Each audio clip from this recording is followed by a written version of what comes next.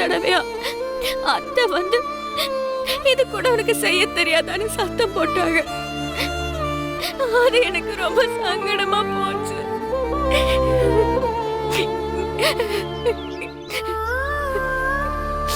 வாத்தியார் புள்ள மக்குன்னு சொல்லுவாங்கல்ல, அந்த மாதிரி எங்க அம்மா நல்லா சமைப்பாங்க.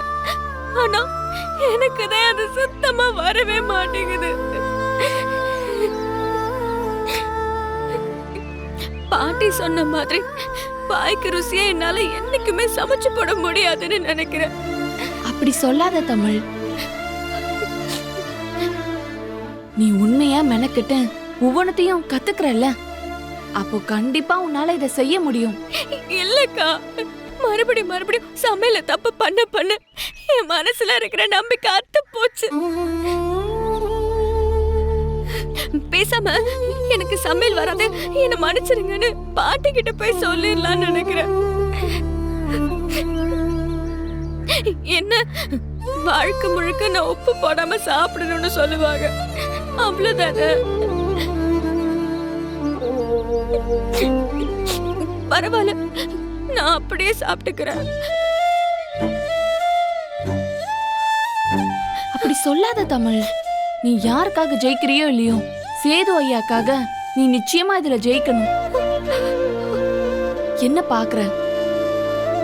காலம் முழுக்க உப்பு இல்லாம சாப்பிட சொன்னா கூட சாப்பிட்டுக்கிறேன்னு நீ ரொம்ப சாதாரணமா சொன்னியே.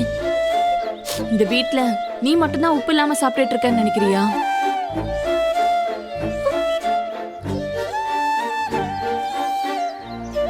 என்னைக்கு பாட்டி உன்னை உப்பு இல்லாம சாப்பிடணும்னு சொன்னாங்களோ அன்னையில இருந்து சேது ஐயாவும் அதே மாதிரி உப்பு இல்லாம தான் சாப்பிடுறாரு.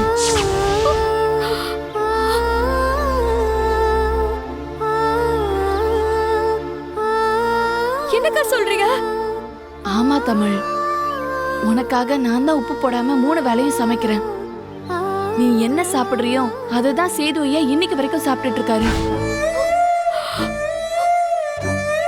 தமிழுக்கு இந்த தண்டனை கிடைக்கிறதுக்கு காரணமே நான் தான். தமிழ் இப்ப உப்பு இல்லாம சாப்பிடும்போது நான் அவளை விட்டுட்டு வாய்க்கு ருசியா சாப்பிட முடியாதுன்னு சொல்லி 3 வேளையும் ஐயா உப்பு இல்லாத சாப்பாடு தான் சாப்பிடுறாரு. நீ வேணும்னா கருப்பு அண்ணன் கிட்ட கேட்டு பாரு.